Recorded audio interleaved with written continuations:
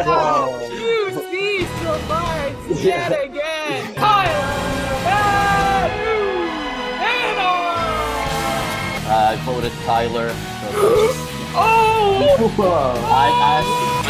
I hope you rot in hell and Ren Geekness! Nice run. Round of applause for QC, everybody. It was an honor. Oh, thank you. It was an Thank honor. you.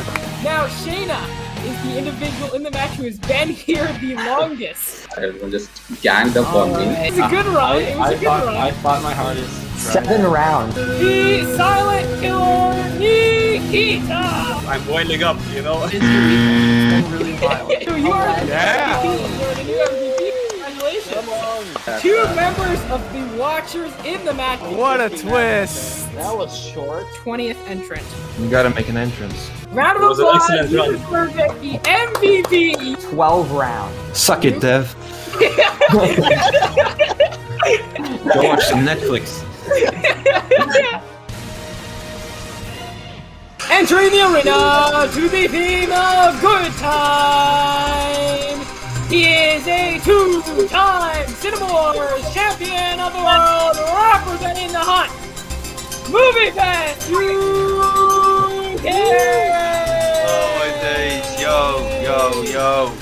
Oh my god, I'm so sorry guys. Like literally I've had a nightmare. I've had an absolute nightmare. I'm sorry.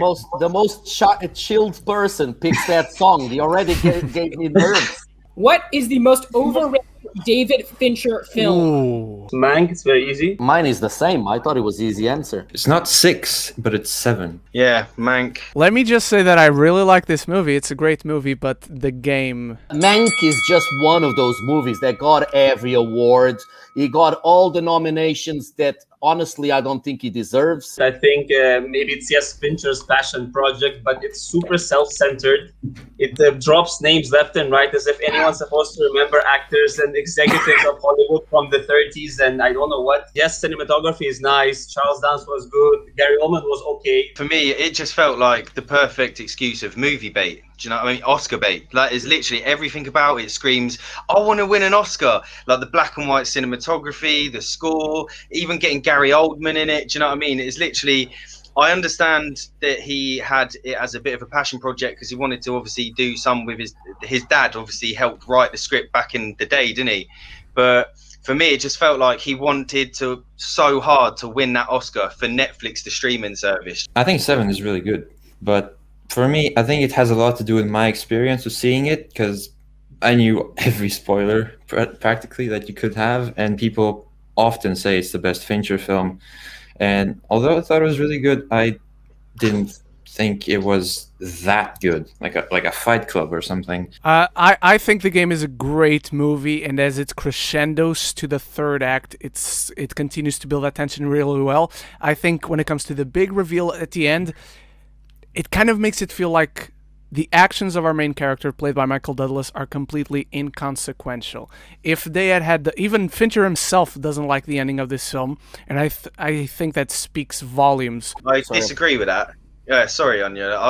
I really enjoyed it. The way the kind of final act came together for me, it was one of them few, like with David Fincher, I barely have my mind blown anymore. Do you know what I mean? You kind of know what's going to come. And I recently watched the game for the first time, and that was literally like 2 weeks ago. And I was watching it. It didn't feel like a Fincher film. Every time I see a David Fincher list of best movies, I always get annoyed. You don't see it on there. The game is always above Aliens 3. Every single list. The game is considered one of his weakest movies. And the thing is, I think it's one of his best movies, to be fair. Fincher's top 500%, but at the same time, I don't agree at saying that 7 is overrated. I mean, 7 is like top 2. I mean, for me, it's Fight Club 7. Yeah. I mean, without a question, 7 is masterful in every single aspect. Yeah, I actually think the game was I thought it was pretty good. I liked how it came together at the end. I always see the game very high. That's why I put it in here, because to me, it's very much middle of the road for Fincher. Yeah, see, that's the thing. I hate these overrated questions. Yeah, because it always depends on what you see. And And I'd always see the game very high, and I'm like, not quite that high, even though, yes, it's a great mystery, but it lacks just that impact for me. Like, I don't even know what to make the end of the film. Okay, so he's happy after this mystery that turns out meant nothing, unfortunately. Gonna end it. Now vote for the person that should be eliminated. I have Luke. I've gone for Ren. I went to Luke. Unfortunately, I did go for Luke as well, only because not even the fact that Seven is one of my favourite films. It is just because I felt his argument was the weakest out of everyone's. That's the only reason why. I had to pick Ren because I didn't thought he answered the question that he was. All right, Luke, after this is your second round of competition, you have been eliminated. Any last words? That was the revenge of Dev. Dev has been like, oh yeah, right? I'm saying if I had one of my 3 questions, I would have gotten further. So, let's get to entrant number 22. Entering the arena to the theme of Once Upon a Time in the West. He is a former CINEMAWARS champion of the world and leader of the Foreign Band, Alex Leos Helmer, aka it's me. Such an anticlimactic opening. What is the best Western of all time? I'll go because it was my entrance music. Once Upon a Time in the West. Oh, for me, The Good, the Bad, and the Ugly. Same thing. Yeah, I mean, Yeah, same here. Oh my god. Ooh. Unforgiven. When we get this question, it's very hard. It's like Movie Fest said. We have to go with that trilogy because it just kind of changed and set up everything Westerns are like the good Westerns are going to be. It kind of goes also a lot into the parts that makes me love Westerns because I'm not a big Western fan, and it's the relationships, it's the emotional of these characters. It's going deeper into the character development, and I think that's something Unforgiven, just to give a shout out because I was between the two of them, is something that Unforgiven also does. First of all, it pretty much introduced me to Clint Eastwood, and I'm sure many other people, and he is, what an actor he is. I'm not really a fan of Westerns either today, especially this day and age, but it was something I watched a lot growing up with my granddad, and it would always be some Clint Eastwood Western. From the music, from everything, it was the first kind of Western that I watched. It generally made me feel something towards the film. Like, I felt an emotional connection to the film. I felt intrigued by it. I was thrilled by it. It was such a well-told story. The movie is humongous. The cinematography for those times is crazy. It's Lawrence of Arabia level, to an extent. The music is fantastic. I mean, Clint Eastwood, I think, is the man of Hollywood. And if to add to the point that even if you don't like Westerns, you just have to see Once Upon The Good, the Bad, and the Ugly. Even if you skip the first two, secretly which are on my also great. side.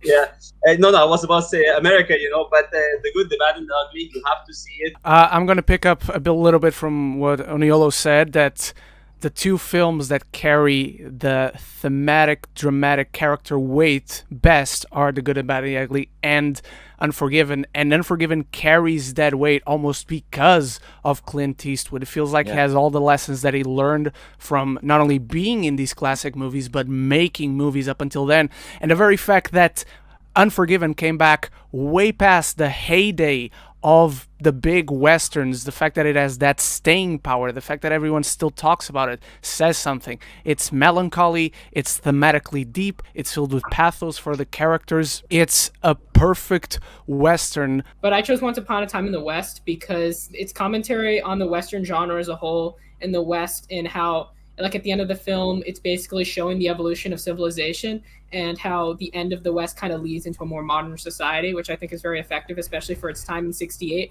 where the Western genre was becoming more and more obsolete. In like late '60s, early '70s is when like the Western kind of transformed into like something else. Like even visually, you could see that. And so Once Upon a Time in the West is just a masterful piece of cinema altogether. I mean, Henry Fonda is one of my favorite actors of all time, and what they do with him is unlike what you see in Hollywood with a lot of actors like Henry Fonda, and they make him just a total villain, like a total antagonist, like a terrible character you love to hate, which is something, I would love Hollywood to do with like Tom Hanks of the world and people like that. And they did it with Henry Fonda in '68. And at the time it was revolutionary because Henry Fonda was like America's golden boy. Like everybody loved Henry Fonda. And he would only play characters that were, these very morally good, righteous characters. And for him to turn around and play such a character is, I just think, so revolutionary, especially because like he talks about in an interview one time, like when his character is first shown, it's shown in a way where in a lot of westerns, a lot of films in general, the hero character would be shown. But it's the opposite with Once Upon a Time in the West, where the hero characters are presented as villains and the villain characters are presented as heroes, which I think is extremely effective. The editing and how Leone like illuminates certain characters is very cool. The music is absolutely amazing. The final duel is maybe my favorite scene in all of cinema. There are 3 arguments for the good, and bad, the ugly, so it's very hard to differentiate between the 3. I will say for Movie Fest, you mentioned the acting. I'm not sure for the good, bad, and the ugly, the acting is something where I'm like, oh wow, like this acting is, like top notch. And you'll also mention like the character development. There's not a lot of character development in the good, the bad, and the ugly. So I'm very confused with both of your See, mine, there. I said, if you listen, I said for 66, for when it came out, there's a lot of awkward actors, especially in westerns, man, back in the day.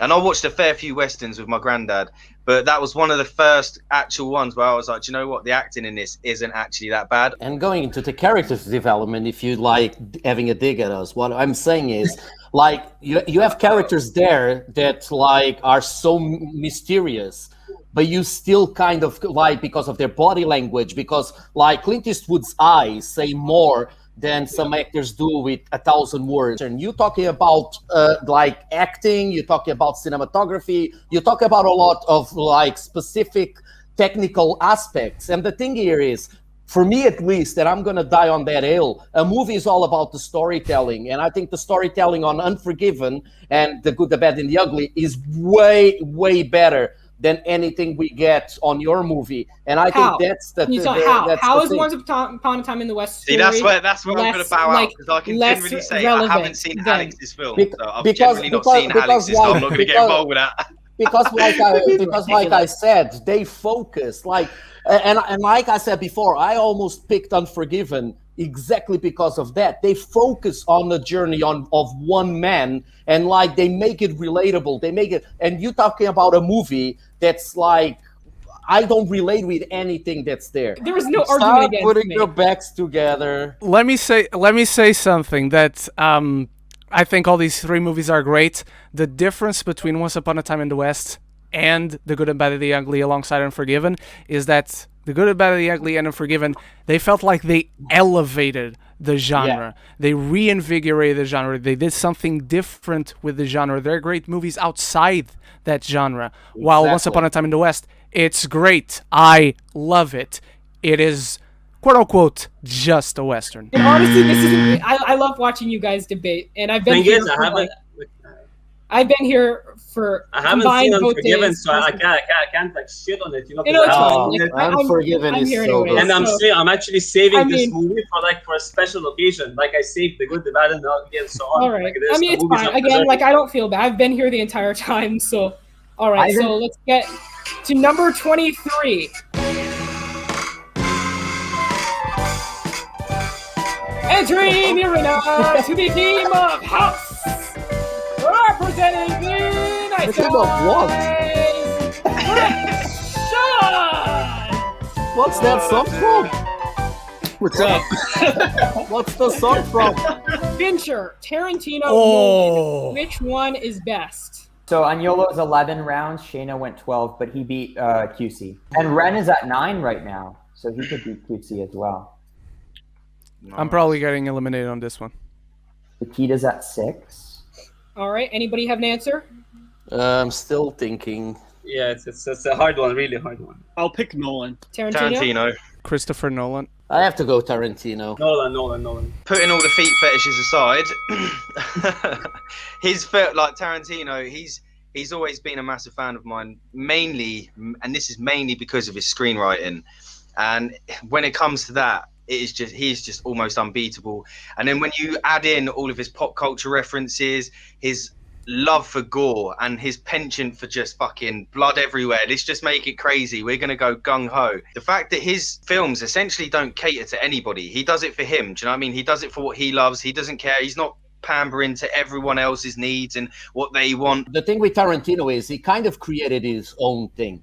He kind of created something that many people tried to replicate and they never achieved, because there's a lot of reasons for that, but one of the reasons is like his knowledge of movies, something that very few directors have. And he's not copying, because copying is just doing something exactly the same way. But he gets inspired by all these things, Japanese, Korean, Westerns, and then he puts it all together in a unique way. So Christopher Nolan is a filmmaker who all of his films have been consistently tight. He creates really big, epic scopes to all of his films, and all of them have very much influenced the way that movies look and sound now. And if we go to Tarantino, his movies are a bit looser, they're a bit messier, but Nolan absolutely knows exactly how to dial in on everything. And all his movies are distinctively different, but they're all just as equally well executed. Dunkirk feels completely different than Interstellar. Both of them are both films that people love and appreciate on a higher level because of their technical craft. I love both Tarantino and Nolan with all my heart, love their movies, but I think to compare the two, I would say that Nolan is the person who makes you want to go to the cinema to see his films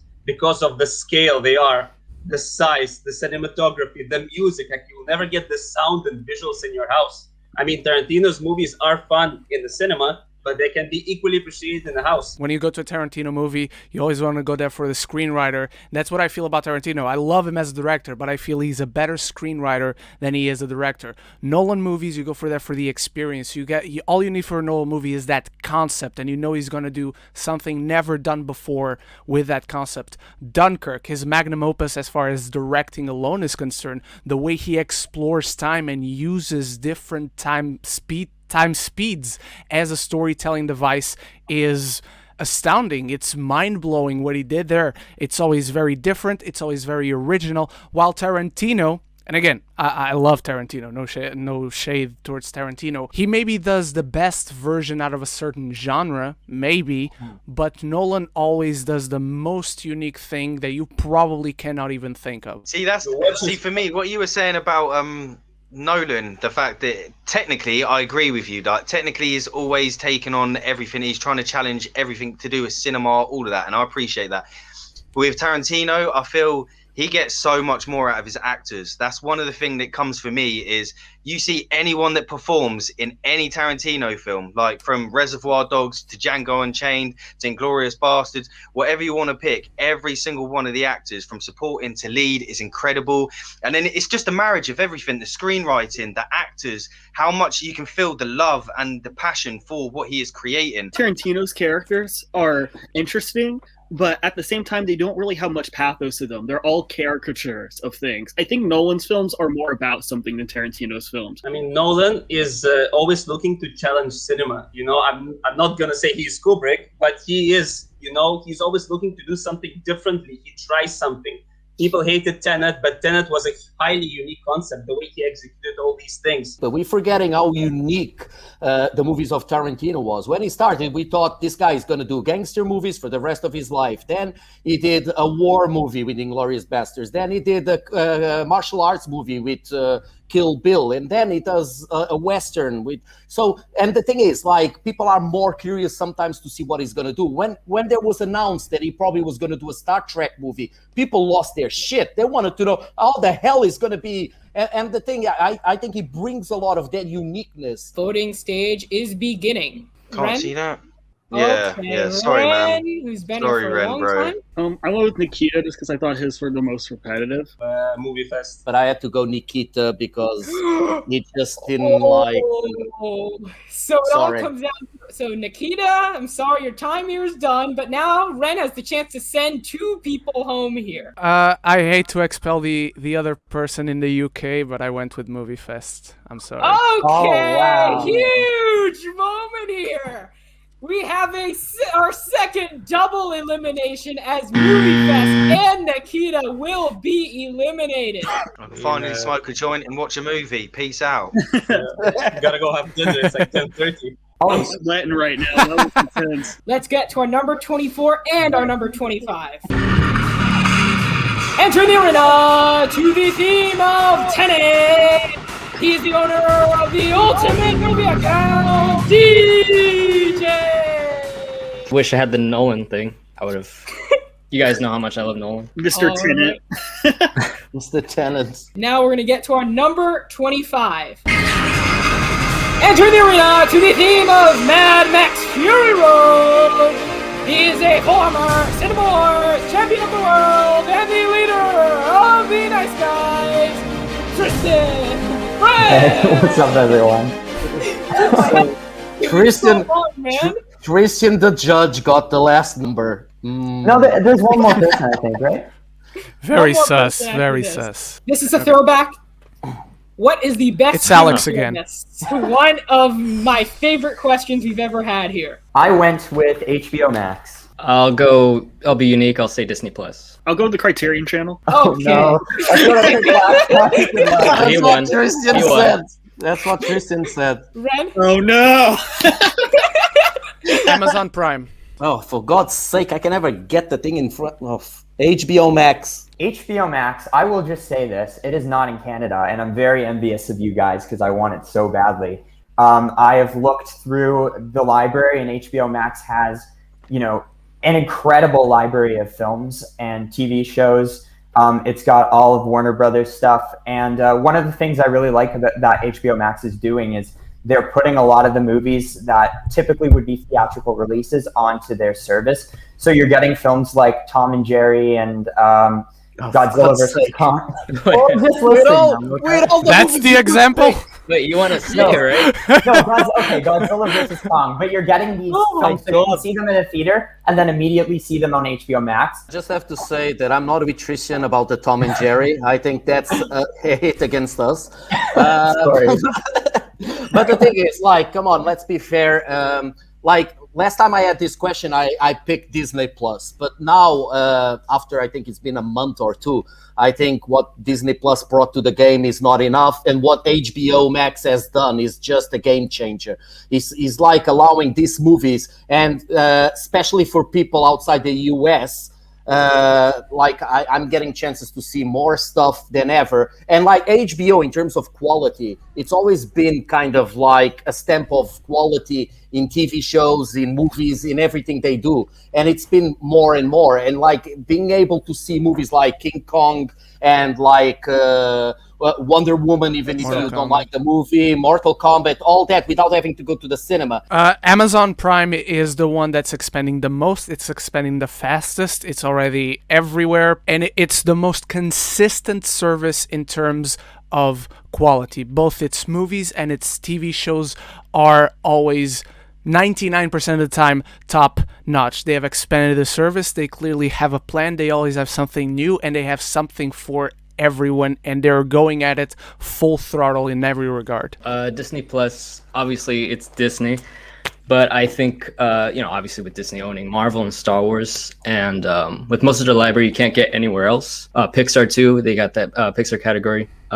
You can't get that anywhere else. So the Criterion Channel, it was created after Filmstruck went out, right? Which was a collaboration between Criterion and TCM. Therefore, there is so much cinema going on here that isn't just the art house movies that film people love. They'll have retrospectives on John Hughes movies, and they'll have all those out there. They'll have Tootsie. They'll have all these also accessible films.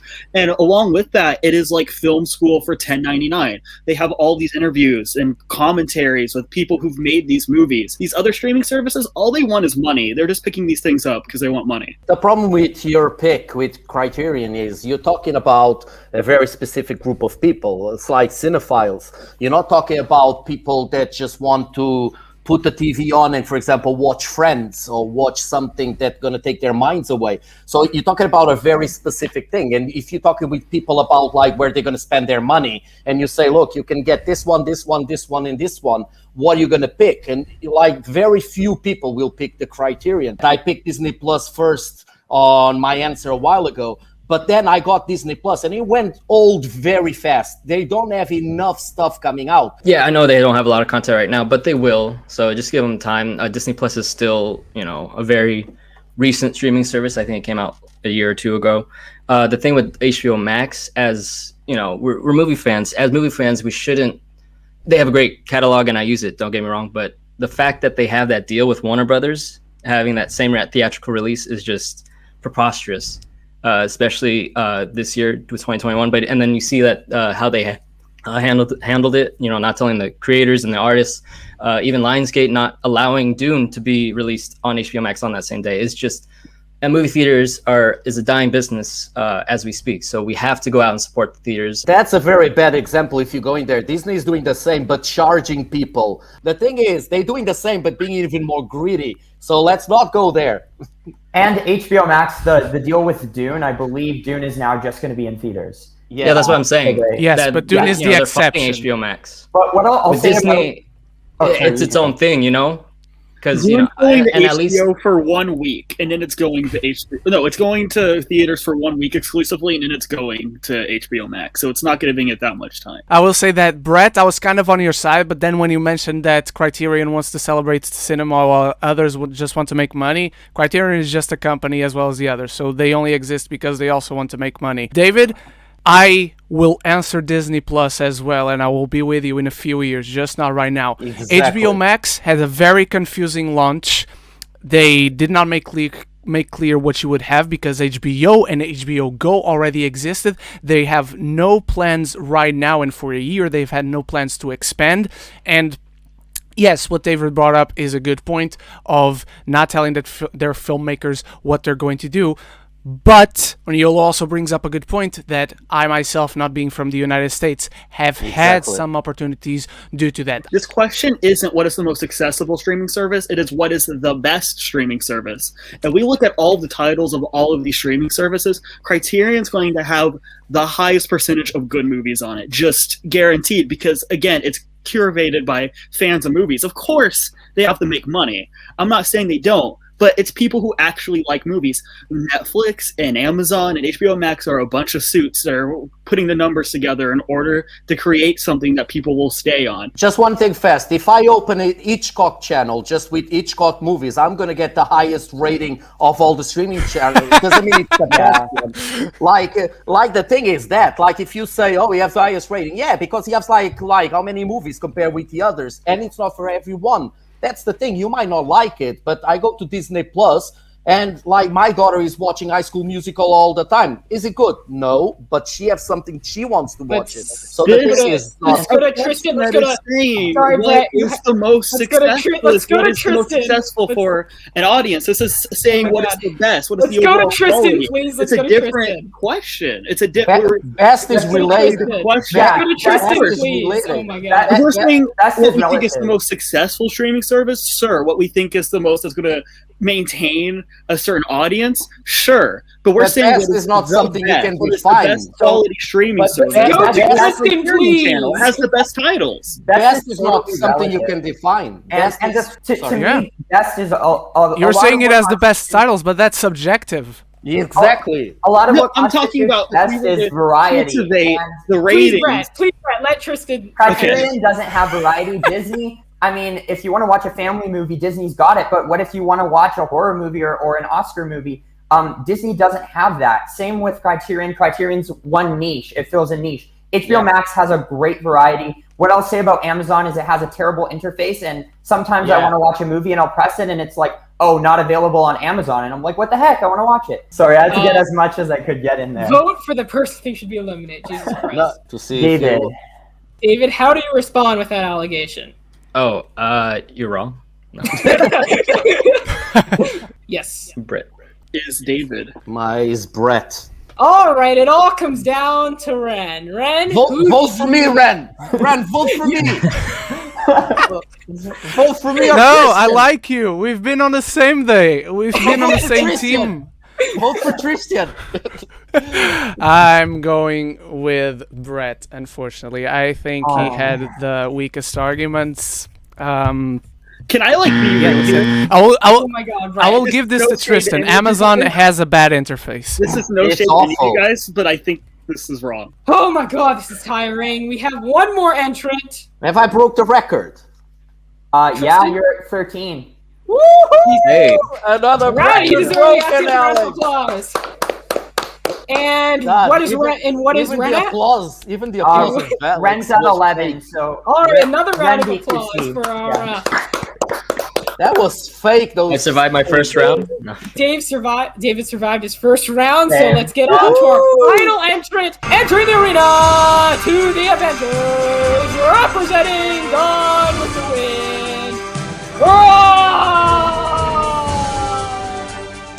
We it again, Rod. Well, thanks for having me, guys. I'm surprised no one said Tubi. So let's get on to the next question. Oh my god. Which highly praised actor do you not understand the hype for?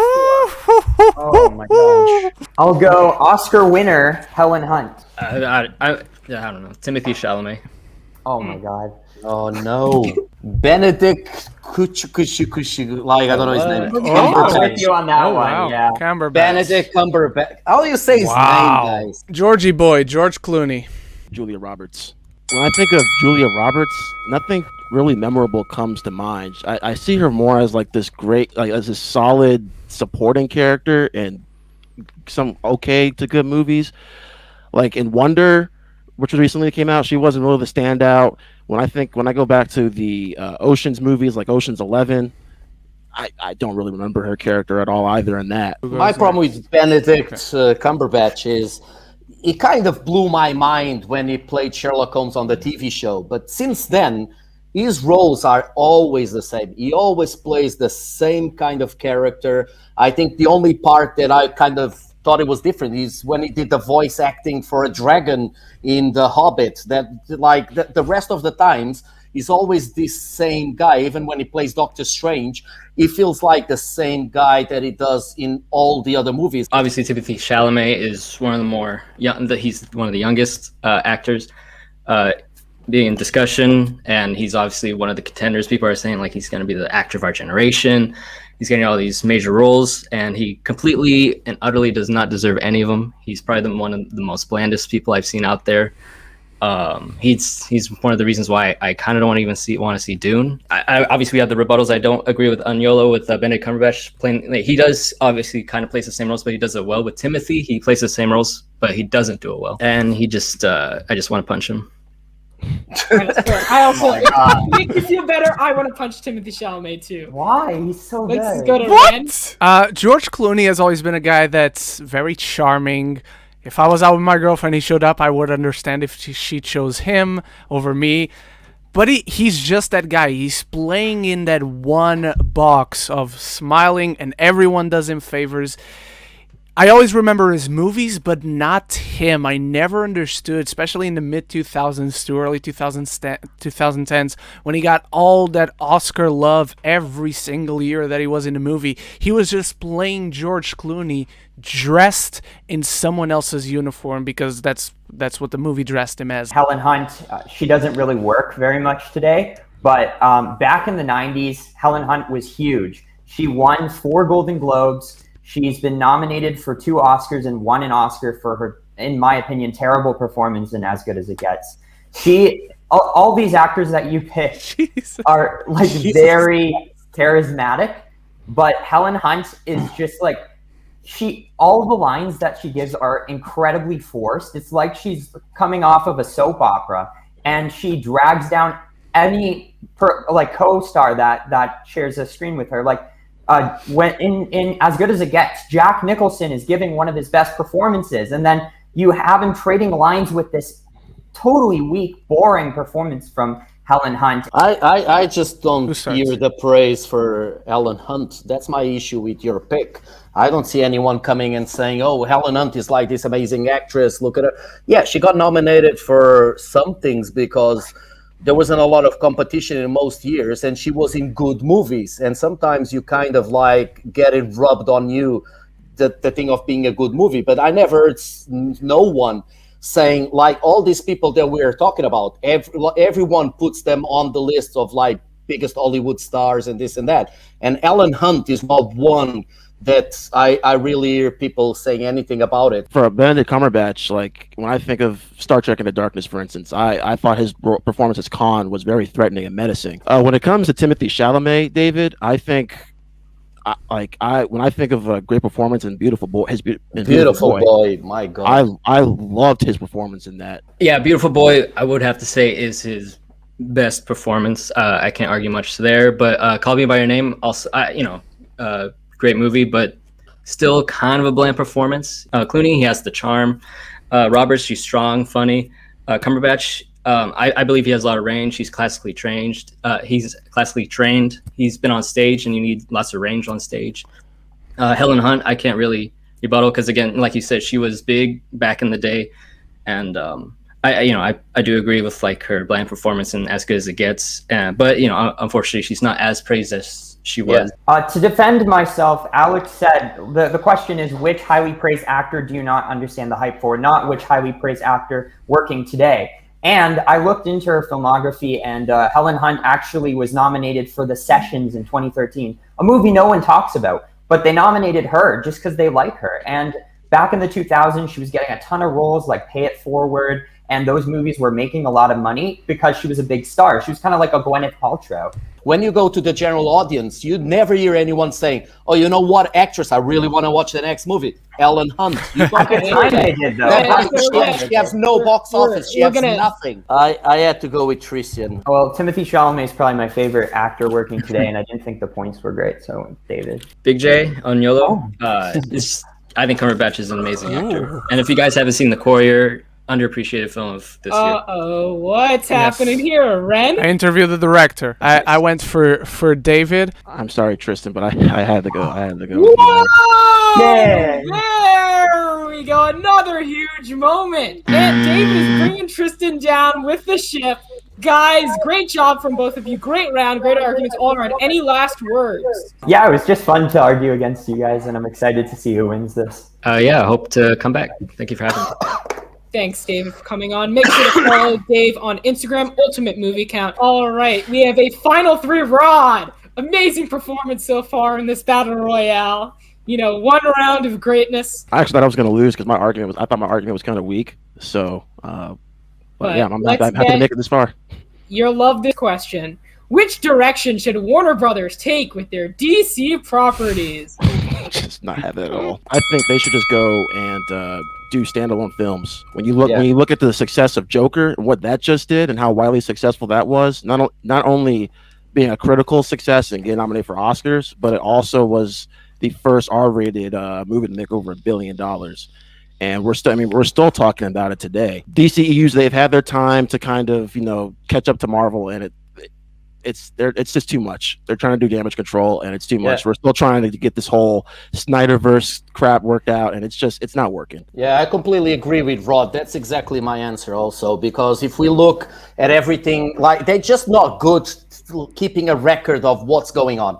They just lose attention. They're like a cat that sees a laser. They look one way, and then they look another, and they pay no attention to what the goddamn is going on. Then you get like Wonder Woman that's in a way into standalone movies. Then she goes into Justice League, she's in another way. And if you look at the Joker, if you look at the Nolan Batman trilogy, there was things that are confined, and there's one director with one vision, and they taking it on.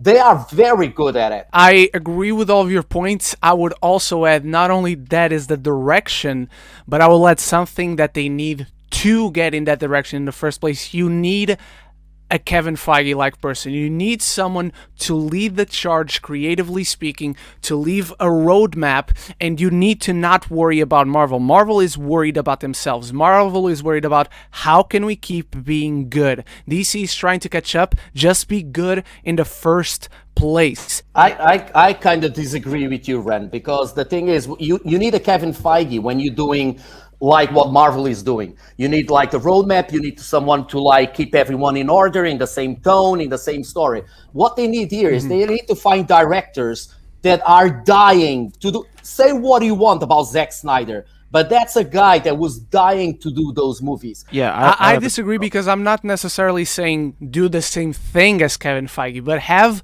a creative, not a financier guy, not a producer, a creative person at the helm of it that can guide you. You want to do a DC movie? Here's the things you can adapt into whatever the fuck you want to do. That's the thing. But that's the thing. If you have one creative, you're gonna have one look into the world, and what you need, like, you can tell the same the Joker story the same way you're gonna say do a Flash story or a Green Lantern. You need like that. That is the issue. They are completely different characters. For me, with the whole creative thing, Kevin Feige, I think we can all agree, is one in a million. So I think WB can just keep going on forever and ever and ever and trying to find the next, trying to find their Kevin Feige, which that might never happen. So I think they just need to stick with finding good directors to tell their individual stories the way they want to. All right, so that's going to end the round. Now Okay. vote for the person you think should be eliminated. Because we all kind of picked the same thing, but Ren had a little bit of a difference, and I didn't agree. I had to vote Ren. I'm sorry. I actually voted Rod because unfortunately I heard the least from him. Rod, vote for me, and we all win. I voted for Ren.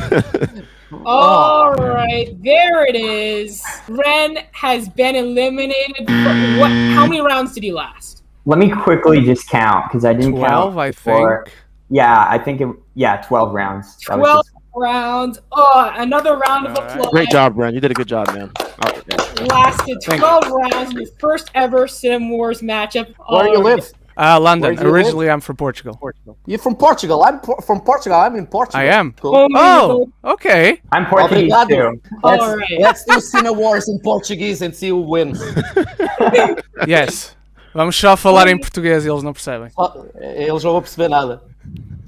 I don't know what that means. Look at their faces. Look at their faces like. So we have a final two. Rod, number 26 entrant, and Agnolo, the defending CINEMAWARS champion, our most winningest player, who came in at 13 at the beginning of today. Everybody who's in the stream currently, so Nikita and Brett and David and myself, and like I said, Tristan will vote for the person we think should be eliminated based on this round. All people that I voted to eliminate, Rod, you have you have an advantage there. So here's the question. Simple. What is the best movie of all time? Whiplash. I'm on yellow. You won, but also my favorite movie of all time, and that's Avengers Endgame. Whiplash for me is just one of those left field movies that I just never saw coming. It's a movie that, being someone that's also not a musician, but works with art and is always like working his hard to do his best work, is just something that really hit me. Like the sacrifices you do, everything, how obsessed you get, and you forget that sometimes you also need to love and have fun with what you're doing. It's just a movie that is such a small movie, but it means so much, and it represents so much what a person is and the dreams of people. And it just blows my mind every time I watch it. I chose Avengers Endgame for me. One, because as a gigantic comic book fan, Avengers Endgame and the Russo brothers, what they did was delivered everything I wanted in a comic book movie. It gave me one of the best final hours, third acts of any comic book film, and really any film period, in my opinion. Everything from portals to the emotional goodbye to Tony Stark, to the passing of the torch, or to seeing Old Man Cap retire and passing the torch on to Sam Wilson. Everything about this movie is emotionally deep, and it's really the quieter moments of Endgame that don't get talked about enough. When they talk about Cap and Natasha just sitting down in the room, eating a sandwich, talking about trying to move on from what happened. But I think, like I said, it's the emotional moments, especially in the first act and in the second act as well.